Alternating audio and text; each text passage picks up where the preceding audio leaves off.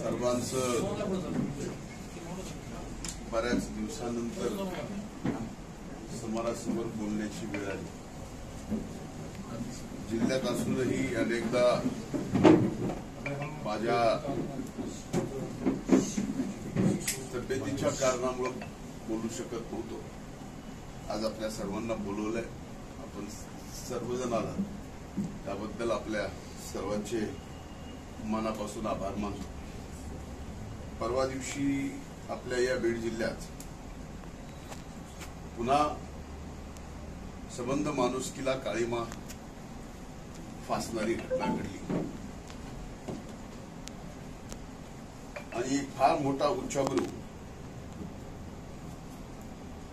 जो स्वतः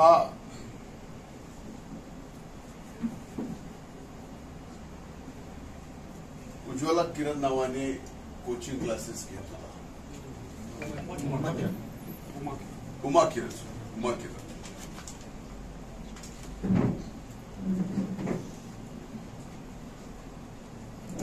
परवा दिवशी ही घटना बाहेर आली त्यावेळेस कळालं की एका आपल्या भगिनीला 1 वर्षापासून तिचा लैंगिक छळ केला जातो।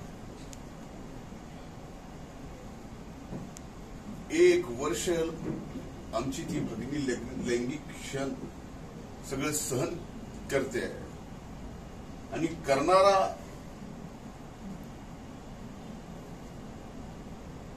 हा जो व्यक्ती तो या कोचिंग क्लासचा मालक आहे। एक नाही 2 व्यक्ती आहे। विजय पवारचं नाव आहे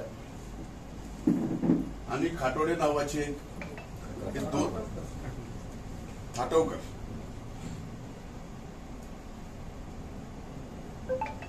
यामध्ये बऱ्याच अशा काही गोष्टी आहेत की ज्या गोष्टी आपल्याला सुद्धा अवगत असायला पाहिजे। या पवारनी अनेक छोटे छोटे क्लासेस आपल्या स्वतःच्या पैशाच्या जोरावर दबावावर या बीड जिल्ह्यातून बंद केले।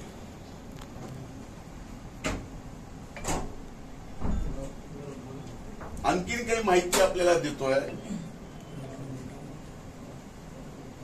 रात्री गुन्हा नोंद झाला। गुन्हा नोंद झाला त्या दिवशी 11 वाजता इथले स्थानिकचे आमदार संदीप क्षीरसागर या आरोपी सोबत होते।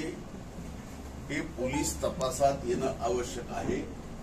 ते का होते, काय असं कारण आहे, काय त्यांचे कनेक्शन आहेत, फायनान्शियल आहेत, नॉन फायनान्शियल आहेत, क्लासमेट आहेत, काय नेमके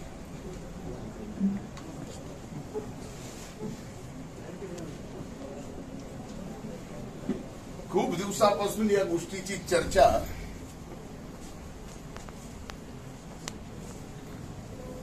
या क्लासेसच्या बाबतीत दबून होती की इथं मुलींवर अत्याचार होतोय, लैंगिक अत्याचार होतोय, अल्पवयीन मुलीवर लैंगिक अत्याचार होतोय आणि हे होत असताना फक्त आपली इज्जत वेशीला टांगली जाऊ नये म्हणून अनेक कुटुंबातल्या लोकांनी ब्र म्हणून सुद्धा या अशा प्रकरणावर आवाज उठवला नाही किंवा आजही असे प्रकरण त्यांच्याकडनं चालू झाले असतील। अशा अनेक भगिनी आमच्या असतील की ज्यांचा छळ यांनी केला पण त्यांनी एक अक्षराने सुद्धा पुढे कुठं आले नाहीत का तर आपली इज्जत बरी। शेवटी इज्जतीला सगळेजण घाबरतात।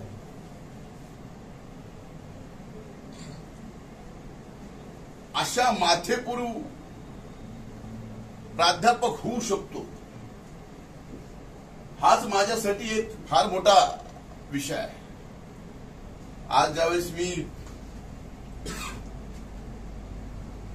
माझ्या त्या भगिनीच्या वडिलांना जाऊन भेटून आलो, त्यांच्या वेदना पाहिल्यानंतर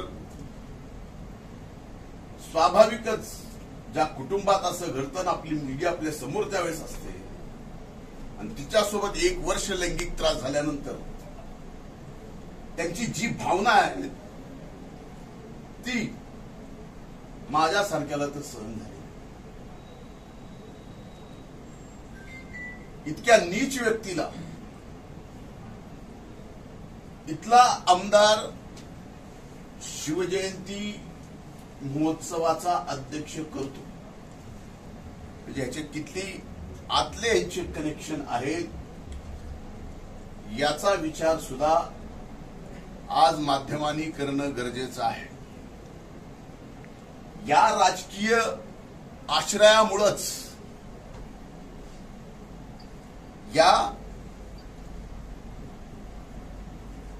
कोचिंग क्लासेसमध्ये अनेक आमच्या भगिनींचे लैंगिक शोषण केलं जातं. याच्यासाठी मी उद्या अधिवेशनाचा पहिला दिवस आहे, आमच्या भगिनीच्या त्या वडिलांनी सुद्धा ठरवलंय की मागणी करणार आहेत पोलीस अधीक्षकांकडे. आणि इथं मात्र 5,000 मुलं या कोचिंग क्लासेसमध्ये आणि या 5,000 मुलांमध्ये किती जणांचं लैंगिक शोषण झाले, किती जण आपल्या इब्रतीला घाबरून आहेत, किती जण सोडून गेलेत.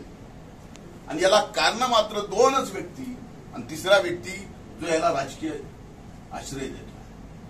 म्हणून या सर्व प्रकरणाची SIT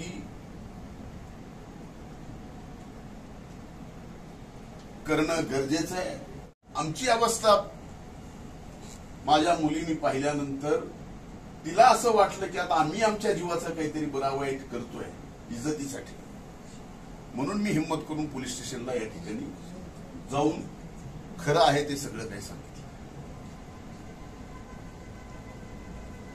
कुणाच्या घरात आपल्याला ह्या सर्व गोष्टी व्हाव्यात असं वाटतं. एक महत्वाचं आहे, ज्या दिवशी ही घटना घडली त्या दिवशीच्या 3 लोकांचे CDR काढणं फार आवश्यक आहे.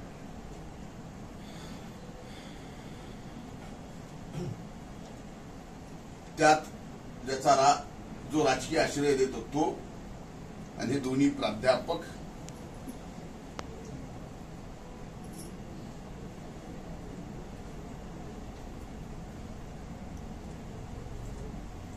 आणि आता सुद्धा ज्या पद्धतीनं तपास चाललाय, मी जी काय माहिती घेतली SP कडनं, तो तपास या नराधमांना कन्व्हिक्शनला नेईल असं मला प्रथमदर्शनी तर वाटत नाही. दुर्दैव आहे बघा, या प्रकरणात अनेक आपल्या भगिनी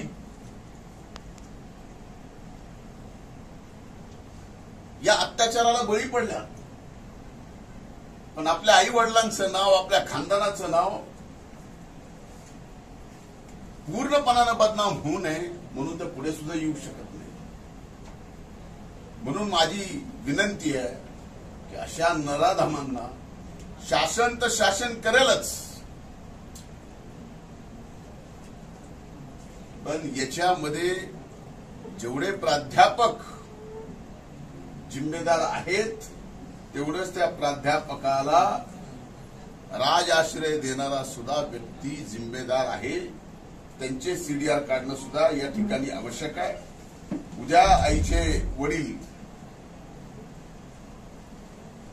SP ऑफिसला जाऊन वेगळ्या तपासाच्या बाबतीमध्ये ते स्वतः खुद त्यांच्या अधिकारात ते निवेदन करतील.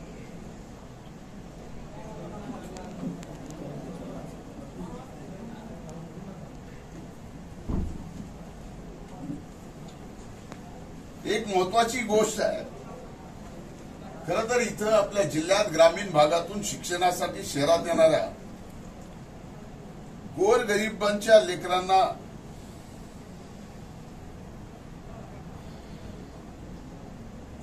फीस कमी करण्याचे आमिष दाखवून वाम मार्गाला लावण्याचे काम सुद्धा या ठिकाणी झालेलं आहे. ही जबाबदारीपूर्वक मी आपल्याला सांगतो. मी जस्ट बोलतो जबाबदारीपूर्वक, मी कधी आयुष्यात U-टर्न घेतलेला नाही.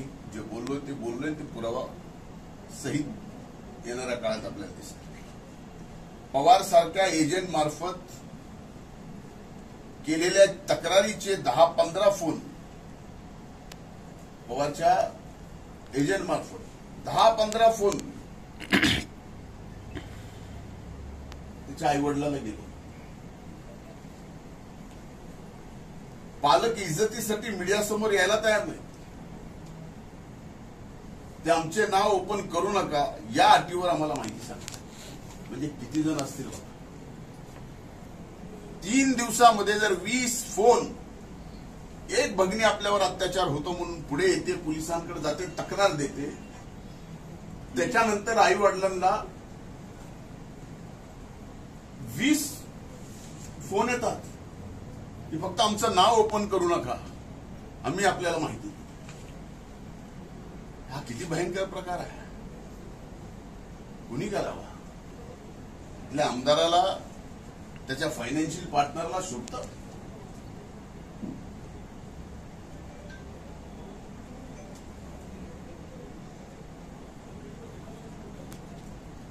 देखील आरोप जो आहे तो करण्यात आलेला होता. जे प्राध्यापक आहेत त्यांना अटक करण्यात आली ते राईट हँड आहेत आमदार संदीप क्षीरसागर. ते आपल्याला तेच सांगितलं ना की संदीप क्षीरसागर आणि या दोन्ही आरोपीचे सीडीआर काढा.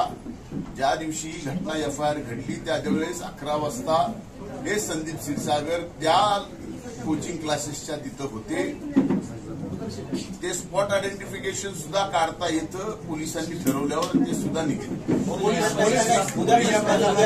क्लासेस आहेत त्या क्लासेसमध्ये जवळपास 3000 विद्यार्थी शिकतात. एका त्यांच्या या मुलांचं काय आणि त्यांच्या फीसचं काय? एक लक्षात घ्या, आता या मुलांचं काय त्यांच्या फीसचं काय हा विषय तुम्ही विचारताय ते बरोबर. हे प्रायव्हेट कोचिंग आहे. यांना काय नियम आहे? यांना काही नियम नाही. बेभानपणे कुठं काही चालू आहे. या बाबतीतही या ठिकाणी आदरणीय मुख्यमंत्र्यांना आणि आदरणीय अजितदादांना आणि शिंदे साहेबांना मी स्वतः सांगेल की याबाबत या अधिवेशनामध्ये तरी अशा कोचिंग क्लासेसवर कुठेतरी शासनाचा अशा प्रकारे कुठल्याही भगिनीचा लैंगिक अत्याचाराला बळी पडू नये इतकी सुरक्षा त्या कोचिंग क्लासेसमध्ये असली पाहिजे. फीसच्या बाबतीत एक फॉर्मॅट असला पाहिजे. या बाबतीत बीडच्या पोलीस दलावर तुम्ही प्रश्न उपस्थित करताय, कारण बीडमधील कायदा व सुव्यवस्था सुधारण्यासाठी पोलीस अधीक्षकांची नियुक्ती या ठिकाणी करण्यात आली. परंतु तरी देखील या प्रकरणाचा तपास व्यवस्थित झाला नसल्याचं तुमचं नाही झाला. बघा, जे गोष्ट प्रथमदर्शनी मला दिसते त्या प्रथमदर्शनी तपासामध्ये दिसते आरोपी 2 पकडून विषय होत नसतो. 1 वर्षापासून तिचा लैंगिक अत्याचार चालू आहे. याचा अर्थ हा या 2 व्यक्तीला आणि त्या मुलीलाच तो माहिती असा होत नसतो. 1 वर्ष.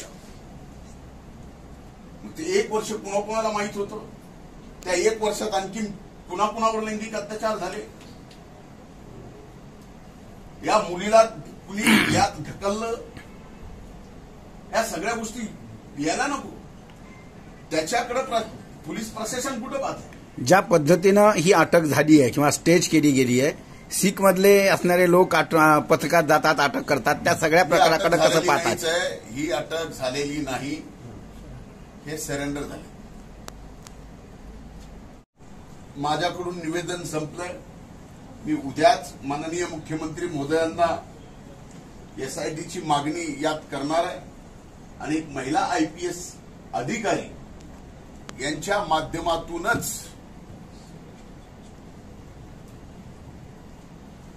या किरण पवारांच्या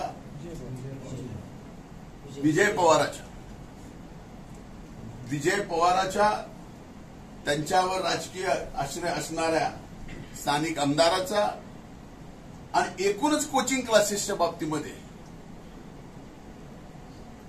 चौकशी होणं गरजेचं आहे. त्या कोचिंग क्लासच्या मालकाच्या मुलीला 2 टर्ममध्ये एमईटीला नीटला 300 मार्क पडले आणि फायनलला दोन्हीचं टोटल मिळून 700 मार्क पडतो. म्हणजे मध्ये जे नीटचा घोटाळा या ठिकाणी संबंध देशभर आपल्याला आढळून आला याच्यात सुद्धा हे सामील आहे. आणि हे सुद्धा मी अतिशय जबाबदारीपूर्वक बोलतोय. माझं निवेदन इथं संपलंय आणि माझी एवढीच हात जोडून कळकळीची विनंती आहे आपल्या सर्वांना. आपलं माध्यम लोकशाहीमध्ये चौथा स्तंभ आहे. मी 150 दिवस अनफोल आहे आणि 150 दिवसानंतर मी बोललोय. हात जोडून आजही बोलायची अशी घटना झाली नसती तर कदाचित मी आजही बोललो नसतो. पण आपल्या घरातली ही अबला मुलगी, आपल्या घरातली आपली बहीण आहे, आपली लेक आहे समजून तिला न्याय देण्यासाठी आपण सर्वांनी प्रयत्न करावा एवढीच हात जोडून माझी आपल्या सर्वांना विनंती आहे. धन्यवाद.